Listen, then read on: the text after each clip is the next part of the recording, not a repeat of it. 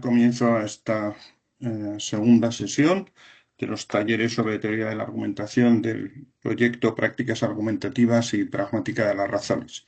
Recuerdo un poco la dinámica, que será la misma de ayer. Cada uno de los ponentes tendrá aproximadamente 20 minutos para la exposición y después tendremos un espacio de 10 minutos para algunas preguntas para debatir con el ponente. Ruego a todos que cuando no estén interviniendo cierren los micrófonos para que la calidad de la transmisión sea la adecuada. Y sin más, voy a dar la palabra a nuestro primer ponente, que es Yulder Gómez, quien va a hablar de ponderación de argumentos narrativos. No lo he dicho, pero hoy el tema que vertebra esta sesión es justamente la ponderación. Entonces, Yulder, cuando quieras. Bien, buenos días. Muchas gracias, Hubert, Paula, por organizar este taller. Yo voy a presentar un trabajo que venimos haciendo Daniel Mejía, Natalie Pineda, Laura Rojas y yo sobre discurso populista. Pues venimos trabajando sobre eso en la universidad. Ana María Peralta, que está aquí, en el curso de Retórica y Democracia. Paulina Yepes, que no está aquí, en la maestría en Estudios Humanísticos. Bueno, Daniel, Natalie y yo hemos estado trabajando por esto y voy a hacer entonces esta presentación yo. El discurso político populista es un discurso que se realiza en el nombre del pueblo. Dada la diversidad de preferencias y de opiniones que caracteriza a las sociedades democráticas, podría esperarse que fueran relativamente pocos, pero no es así, y ello motiva la pregunta de cómo se explica que, en medio de tantas discrepancias, alguien consiga convencer a una comunidad política de que habla en el nombre de todos. Una respuesta interesante a esta pregunta es la polarización. Según este punto de vista, el discurso populista justifica su pretensión mediante una construcción retórica del pueblo y mediante su oposición a la élite. Acerca de la construcción retórica del pueblo, quisiéramos considerar tres preguntas para cuya comprensión es conveniente referir con brevedad el modo en el que, según algunos autores, se realiza. El pueblo se construye retóricamente mediante la interpelación de sujetos colectivos politizados por oposición a una élite. Entendido como audiencia del discurso político, el pueblo es usualmente concebido como una realidad que le precede. Este modo de entender la audiencia, como preexistente al discurso, enfrenta una dificultad. ¿Por qué es más fácil elogiar a los atenienses ante los atenienses que ante los lacedemonios? Ello ocurre así, sugiere Charlán, porque previamente los atenienses se han identificado como atenienses. Sin embargo, es conveniente caer en la cuenta de que ser un individuo que se identifica como ateniense es haber aceptado un discurso. Por tanto, la audiencia no preexiste al discurso, no a todo discurso, sino que es uno de sus productos. El discurso puede hacer de un individuo un sujeto mediante la interpelación. Los discursos que se les dirigen a los individuos les dicen quiénes son o qué tipo de personas son, cuál es su origen, cuál es el sentido de su vida, qué derechos y obligaciones tienen, etc. Y pueden hacer esto mediante la interpelación. Tú eres María, eres una mujer, producto de la lucha y el amor de tu familia. Vives para trabajar y cuidar a tu familia. Tienes la obligación de hacerlo y tienes derecho al amor de tus hijos. Puedes hacer estas y aquellas cosas. Un individuo que acepta un discurso como este se identifica como un sujeto. Mujer de familia, trabajadora, cuidadora, etc. Y, por hipótesis, todos los individuos se identifican siempre con algún discurso. Todos son sujetos. El discurso puede hacer de un sujeto político. Lo hace preguntando, por ejemplo, si la comunidad podría subsistir del modo en que subsiste sin que las mujeres cuidaran a sus hijos, si esto es o no un segundo trabajo, si no debería conferir otros derechos, si ser una mujer que cuida no es una función política. El discurso puede hacer de muchos sujetos políticos un pueblo. Puede hacerlo oponiéndolos a una élite que el discurso introduce como la explicación de la insatisfacción de las demandas de los sujetos colectivos, de las mujeres, de los trabajadores, de los negros, etc. Mientras que un Estado democrático puede lidiar diferenciadamente con las diferentes demandas de los diferentes sujetos colectivos, estas demandas democráticas fungen de solicitudes cuya satisfacción incrementa la legitimidad del Estado. Pero cuando las demandas permanecen insatisfechas, un discurso puede establecer entre ellas una relación de equivalencia en cuanto que todas están por igual insatisfechas y todas no están por una misma causa, la élite. Cuando esto ocurre, las demandas democráticas se condensan en una demanda popular que ya no funge de solicitud, sino de reivindicación, y ya no refrenda, sino que impugna la legitimidad del Estado. El sujeto de esta nueva demanda es el pueblo. Ahora bien, cuanto mayor es el número de los sujetos colectivos recogidos por su insatisfacción bajo la denominación de pueblo, menor es la participación de las diferencias entre esos sujetos en el significado, pues, como se sabe, la intención de un concepto es inversamente proporcional a su extensión. En este sentido, pueblo es un significante tendencialmente vacío. ¿Cuál es el punto nodal que mantiene unidos a los sujetos colectivos en una única denominación, en la denominación de pueblo? El significante de élite. Ahora estamos en condición de formular las tres preguntas que quisiéramos considerar en lo que sigue. La primera es la de cómo llega la élite a constituir el punto nodal del pueblo.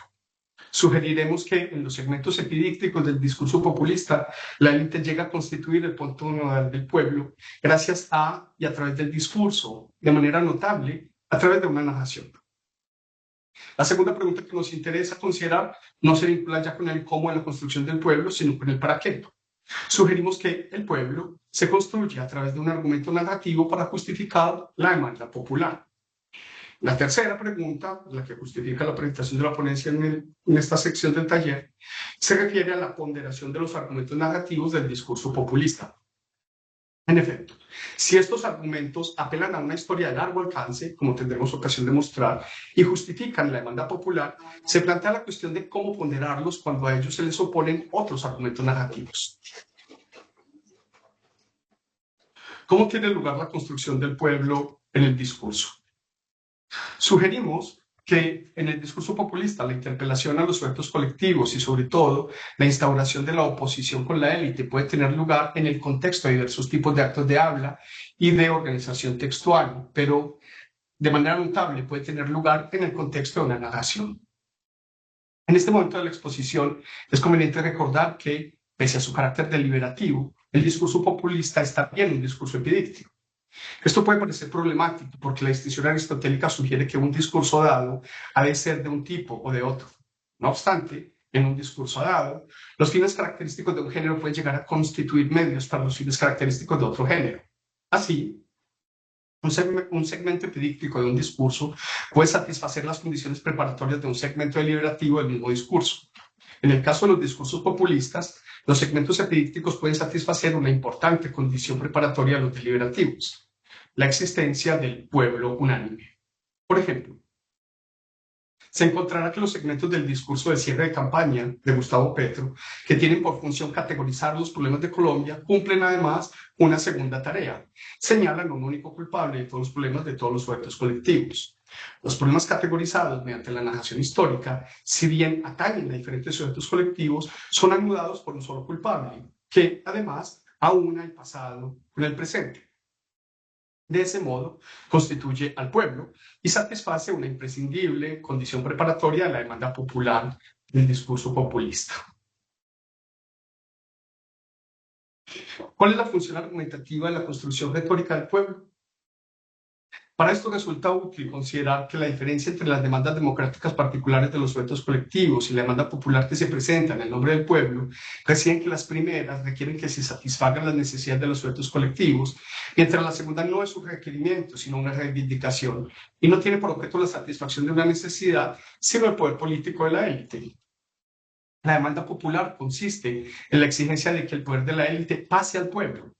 En el discurso de Gustavo Petro, la demanda consiste en que, comillas, sean los herederos de la esclavitud y la servidumbre los que gobiernen y que pierdan el poder los herederos de los señores feudales y de los esclavistas. Cierro la cita. Esta demanda no está contenida en las demandas particulares de los sujetos colectivos. El discurso populista introduce esta demanda popular mediante la construcción del pueblo por oposición a la élite. La construcción retórica del pueblo tiene por función argumentativa la justificación de la demanda popular. Si atendemos al modo en el que un argumento narrativo empleado para categorizar un problema justifica la demanda popular, encontramos que hace parte de una concatenación de argumentos. En el caso de los discursos populistas, los argumentos narrativos empleados para categorizar problemas frecuentemente proceden a partir de una categoría causal según la cual las cosas pueden valorarse a partir de sus efectos. De suerte que, si los efectos de algo han sido problemáticos, dicho algo es la causa del problema. Esta tesis, que algo es la causa del problema, en un segundo argumento simple, cumple la función de otro dato que, a través de una garantía teleológica, invita a inferir que la solución al problema consiste en la eliminación de la causa.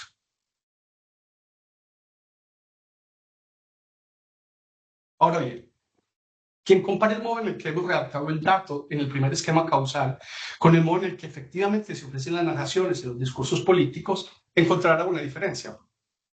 Estas narraciones pueden realizarse sin expresiones en las que de manera explícita se asigne la causa o la culpa del problema, sin expresiones como A es la causa o tiene la culpa de B o del carácter problemático de B. ¿Cómo es que pese a ello consiguen identificar algo como la causa o el culpable de los problemas? El seguimiento de un patrón narrativo puede salvar esta diferencia. En nuestra cultura, muchas narraciones siguen un patrón en el que se distinguen funcionalmente una serie de momentos y elementos. En este patrón, una situación de equilibrio relativo es interrumpida por un evento disruptivo que genera un problema. Los agentes reconocen el problema y buscan resolverlo mediante algún curso de acción que restituya el estado de equilibrio perdido. Nuestro conocimiento de este patrón narrativo y nuestra capacidad para reconocerlo y aplicarlo a una narración dada nos permite identificar en una narración el evento disruptivo. En el caso del discurso de cierre de campaña presidencial de Gustavo Petro, la conquista española de los territorios que hoy se denominan Colombia irrumpe el estado de equilibrio y desarrollo relativo a los pueblos negros e indígenas e instituye un estado de cosas caracterizado por la servidumbre y la esclavitud que los blancos senadores, la élite económica y gubernamental buscan mantener. El movimiento político de Gustavo Petro reconoce esta situación y lucha por la libertad. Al final de su campaña, cree haber conseguido que también el pueblo la reconozca, espera que lo elijan presidente y cambiar la historia de Colombia. Esta narración sigue pues el patrón descrito.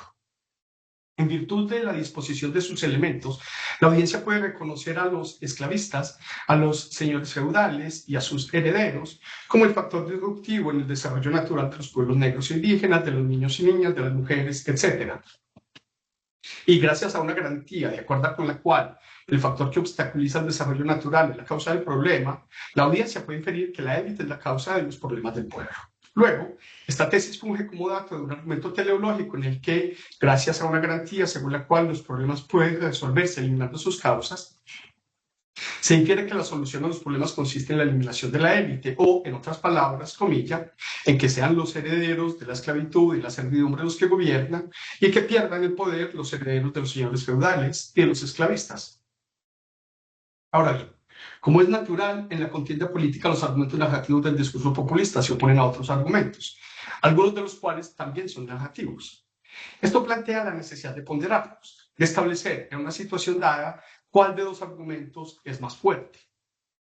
Nuestro propósito en este apartado no es contestar esta pregunta, sino aprovechar la relativa comprensión que hasta aquí hemos ganado de los discursos populistas para formular preguntas que, por una parte, le podrían ayudar alguna vez a alguien a tomar una decisión y que, por otra parte, podrían orientar investigaciones ulteriores acerca de cómo y por qué una comunidad determinada en un momento dado le ha asignado una mayor o menor fuerza a un argumento narrativo de un discurso populista que a un argumento democrático diferencial. Para comprender cómo se realiza esta oposición, volvamos brevemente sobre un ejemplo. Uno de los modos en los que Gustavo Petro categoriza los problemas colombianos es una pregunta: ¿cómo vivir en paz? La respuesta ofrecida por el candidato Petro a esta pregunta es lo que él denomina amor político. Según explica en su discurso, el amor político es amor al pobre, amor a quienes han sido excluidos durante siglos, amor al pueblo negro que trajeron aquí a la fuerza, amor al pueblo indígena que es la verdadera raíz de nuestra sangre y amor a la mujer sojuzgada. Según esto, el poder político debe pasar de la élite al pueblo porque así habrá o para que así haya paz en Colombia. El argumento supone A, que durante toda la historia de Colombia ha habido violencia y B, que la causa de esa violencia es la élite. A esta narración se opone otra, según la cual la historia de Colombia ha conocido distintos periodos de paz y distintos periodos de violencia política, todos ellos comprensibles por distintas causas y razones. Según esta narración, la violencia política en los últimos 50 años, frecuentemente nombrada como el conflicto armado, surge en medio de un proceso de profundización de la democracia, en un momento en el que las rentas del narcotráfico les permiten a los grupos guerrilleros crecer hasta un punto en el que llegan a ser un enemigo importante para el Estado colombiano. Según esta narración, la violencia política en Colombia no es un fenómeno continuo y comprensible a partir de un único factor. Según esta narración, la democracia colombiana precede al último gran conflicto y este es un obstáculo para su desarrollo. 5 minutos. Gracias. Con el propósito de considerar el problema de la ponderación de estos argumentos narrativos, vamos a suponer que ambas narraciones son aceptables. Vamos a suponer que la mejor explicación de sus diferencias nos la proporciona la polivalencia narrativa de algunos de sus elementos. En otras palabras, supongamos que en nuestro entorno cognitivo hay una serie de descripciones aceptadas como hechos, que refiero aquí en estos literales. La diferencia entre las narraciones que nos interesan consiste en que la primera empieza en A, la vida de los africanos y de los indígenas antes de la conquista española, mientras que la segunda empieza en F, la consolidación de un sistema democrático de Colombia. En la primera, B, la guerra de conquista de los españoles contra los indígenas es un evento disruptivo con respecto a la vida de esas comunidades antes de la guerra. En la segunda, la violencia política y particularmente la guerrilla es un evento disruptivo con respecto al estado anterior F, la consolidación de la democracia en Colombia. Desde el punto de vista de la función de estos elementos, no solo es útil comprender que los que representan estados de equilibrio o eventos relativos en la primera narración no lo hacen en la segunda, sino también que un elemento como H, el surgimiento de las guerrillas, en la primera narración hace parte de un esfuerzo por restablecer un estado de equilibrio anterior a la guerra de conquista, mientras que ese mismo elemento H, la guerrilla, en la segunda narración es el evento disruptivo del estado de equilibrio alcanzado en F, la consolidación de un sistema democrático en Colombia. La primera de estas narraciones hace parte del discurso populista y se presenta como un argumento a favor de la demanda popular. La segunda hace parte del democrático y se presenta como un argumento a favor de la satisfacción diferenciada de las demandas democráticas. La oposición entre estos argumentos confronta a los ciudadanos con las preguntas de qué es más importante y por qué. Al ponderar estos argumentos narrativos, debe tenerse en cuenta que sus tesis son políticas. Ahora, lo propio de la argumentación política del género deliberativo, según Aristóteles, consiste en la determinación de lo conveniente para resolver en el futuro los problemas actuales. ¿Cómo podemos abordar la oposición de las narraciones del discurso populista y del democrático? Parece que no podemos hacerlo sin considerar la categorización de los problemas, porque de un lado, según el discurso populista, el problema es que el pueblo no tiene poder, mientras que de otro lado, según el democrático, el problema es la violencia. Lo conveniente para la solución de los problemas en el primer caso es quitarle el poder a la élite, mientras que en el segundo caso es eliminar la violencia política y satisfacer las demandas democráticas. Así que todo depende de cómo se identifiquen los individuos. Para quienes se identifiquen como parte del pueblo, en mayor medida que como mujeres, trabajadores, etc., el argumento narrativo del discurso populista es más fuerte. Para quienes se identifiquen como mujeres, trabajadores, indígenas, etc., en mayor medida que como parte del pueblo, el argumento narrativo democrático será más fuerte. En la medida que los individuos pueden identificarse simultáneamente de varios modos, hay aquí lugar a una ponderación. Si alguien se identifica como trabajador y también como parte del pueblo, la oposición entre los argumentos narrativos del discurso populista y el democrático puede abocarlo a preguntarse qué es más importante para él: su pertenencia al pueblo o a un sujeto colectivo determinado. Si, como decimos, el criterio de la ponderación entre los argumentos narrativos del discurso populista y del democrático es la identificación de los individuos, ora como sujetos populares, ora como sujetos colectivos, entonces, para facilitar la ponderación y también para un estudio empírico del modo en que se realiza, podría ser útil preguntarse por los grados de importancia relativa de estos dos tipos de identidad, por las características de las acciones que exigen y por los riesgos que traen consigo. En primer lugar, la ponderación se facilita si, como hemos insinuado, el individuo se pregunta si para él es más importante su pertenencia al pueblo o su pertenencia a algún sujeto colectivo. En segundo lugar, la ponderación se facilita si el individuo se pregunta si para él es más importante el tiempo largo del discurso populista o el tiempo corto del discurso democrático. Y en tercer lugar, la ponderación se facilita si el individuo se pregunta, por ejemplo, si le parece más importante o acuciante el riesgo de que la élite no permita nunca la satisfacción de la demanda popular, o si por el contrario, le parece más acuciante el riesgo de que un gobierno populista no llegue nunca a ocuparse de las demandas democráticas. Está claro que estas no son las únicas preguntas que pueden hacerse para facilitar la ponderación. Lo que queremos resaltar es, por una parte, que hay preguntas que permiten que cada individuo llegue razonablemente al término de una ponderación entre argumentos narrativos del discurso populista y del democrático. Así como, por otra parte, queremos resaltar que el criterio de esta ponderación es la identificación de los individuos como sujetos políticos. A partir de allí, en efecto, cada uno puede encontrar respuestas que constituyan una razón de balance en un metaargumento de ponderación entre argumentos narrativos del discurso populista y del democrático. Muchas gracias. Muy bien, muchas gracias, Yulder, por la charla y por ajustarte al tiempo. Ahora tenemos unos minutos para preguntas y quienes quieran intervenir, por favor, que o bien usen el icono de la mano o bien pueden pedir la palabra en el chat. Ha pedido la palabra Cristian. Adelante, Cristian. Muchas gracias, Yulder. Un placer escucharte. ¿Podrías desarrollar un poco más la idea de facilitar la ponderación a través de preguntas? Porque una pregunta puede ser tan compleja como los argumentos que se están analizando, es decir, generar meta-argumentaciones. Entonces no veo la noción de facilitar la ponderación a través de preguntas. Gracias, Cristian. Pues no tengo un concepto muy sofisticado de facilitar. Es simplemente que creo que no es fácil decidir para un ciudadano qué es más importante y que uno puede encontrar otros modos de formular esa pregunta que lo orienten. Por ejemplo, uno se puede preguntar por el tiempo que le tomaría a un gobierno populista resolver ciertas necesidades es eventualmente más largo. El tiempo que le tomaría a uno democrático es eventualmente más corto, se puede ayudar. Pero uno también puede preguntarse por los riesgos. Si uno está más preocupado por la demanda popular y por el riesgo de que la élite no permita nunca su satisfacción, pues quizás entonces deba votar por un gobierno populista, mientras que si está más preocupado porque las demandas particulares de sujetos colectivos no le satisfagan, quizás deba votar por otra clase de gobiernos. Pues estoy pensando en que la pregunta básica es ¿cuál argumento es más fuerte? Pero esta pregunta es más difícil así, mientras que se puede desglosar. Y desglosándola uno puede encontrar maneras de contestar. Muy bien. Federico.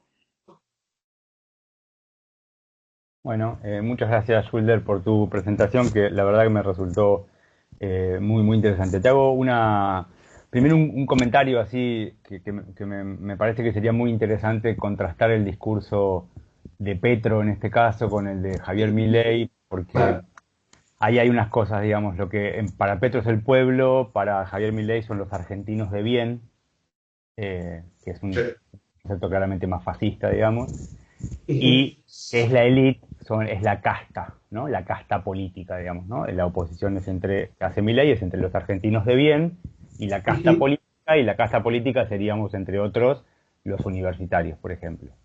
Eso por un lado, digamos, como que analizar ese vínculo, y eso me lleva a la pregunta en realidad que quería hacerte, que era sobre esta oposición entre discurso populista y discurso democrático. Me interesaría como si te pudieras explayar un poco más en esa oposición que me parece a mí llamativa, digamos, que en principio creo que yo no haría esa oposición en esos términos de oponer populismo a democrático, fundamentalmente para no borrar las diferencias que al interior del populismo podría haber, por ejemplo, digamos, entre un Petro y un Milei, digamos. Sí. Gracias, Federico.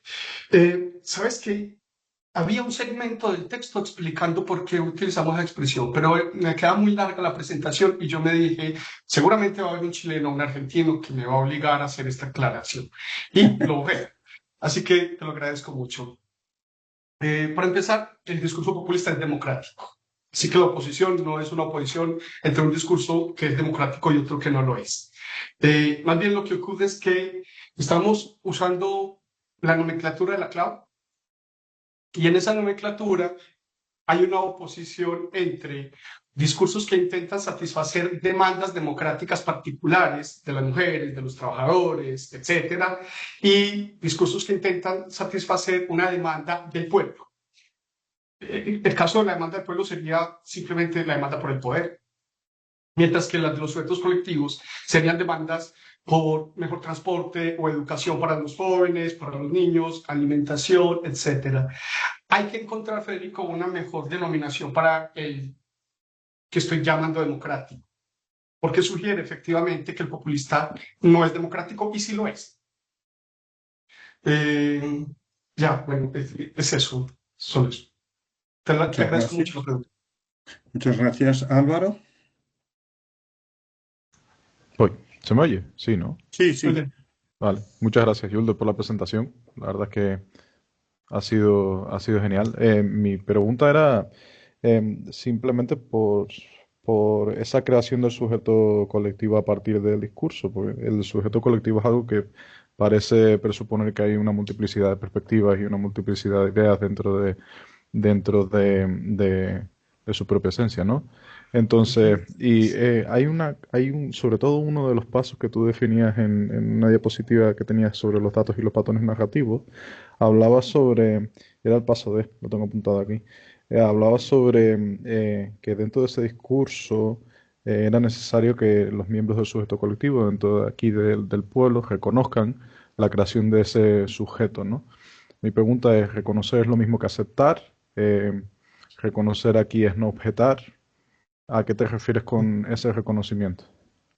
Eh, bueno, primero, lo que Natalie, Laura, Daniel y yo estamos concluyendo aquí realmente no está situado ahí, más bien estamos trabajando con base en otros desarrollos. Lo que nosotros hacemos es intentar contestar estas preguntas. Pero entonces, en ese aspecto, Álvaro, estamos recogiendo un trabajo. Charlat, que se refiere al Tusser, es quien elabora la tesis de que el discurso ideológico hace de un individuo un sujeto. Lo hace pues, cuando me identifico como hombre, como trabajador, etc. Este sujeto es colectivo. Ser un trabajador no es una cosa que soy solo yo, sino es que es ser parte de un gremio, ser un hombre, es, etc. Luego, Rancière hace un trabajo que sugiere que podemos hacer de algunos sujetos colectivos sujetos politizados. Digamos, no todos los propietarios de bonitos termos como este son sujetos políticos. Ser el propietario de un bonito termo como este es ser parte de un sujeto colectivo, pero ese sujeto no es político. En cambio, ser un trabajador, sí. Luego, la clave, a partir de esto, sugiere que el discurso populista hace de muchos sujetos colectivos un pueblo. Ujú. Lo hace oponiéndolo a la élite, señalando que la explicación de la insatisfacción de todos los sujetos colectivos es la élite. El problema es que este concepto de pueblo llega entonces a ser tendencialmente vacío. Y a la hora de ponderar entre el discurso populista y el que estoy llamando mal, pero no tengo todavía otro nombre, democrático, yo tengo que preguntarme qué me importa más, los trabajadores o el pueblo. Si yo me reconozco más como parte del pueblo, pues seguramente el argumento narrativo del discurso populista será para mí más fuerte. Si en cambio estoy más preocupado porque mejoren mi salario que por el pueblo y que lo hagan en el transcurso de 4 años y no en 20, pues quizás yo le reconoceré más fuerza, más importancia al discurso que estoy denominando democrático. No sé, Álvaro, si eso contesta a tu pregunta. Sí, sí, sí, en parte sí. Sigo teniendo como algunas preocupaciones sobre el término de cómo una persona es capaz de reconocer o de estar más preocupado sobre ser parte de un colectivo o de otro, pero sí, me parece fascinante, así que Seguramente vuelva a ti en un futuro para discutir sobre estas cosas. Te Muy agradecería bien. que volvieras, no porque yo lo sepa, no tengo idea, pero juntos podemos confundirnos el uno al otro. Muy bien, muchas gracias. Entonces, bueno, tenemos un minuto escaso, pero ha pedido la palabra Constanza. Si puede ser breve. Sí, por supuesto. Yulder, gracias por la presentación. A propósito de la pregunta de Álvaro, esto de la ponderación, creo, o sea, me parece súper interesante la propuesta, pero tengo dificultades con, eh, digamos, este yo que tiene que identificarse con esta premisa, ¿no? Desde mi punto de vista, ¿no? Desde el sujeto que soy.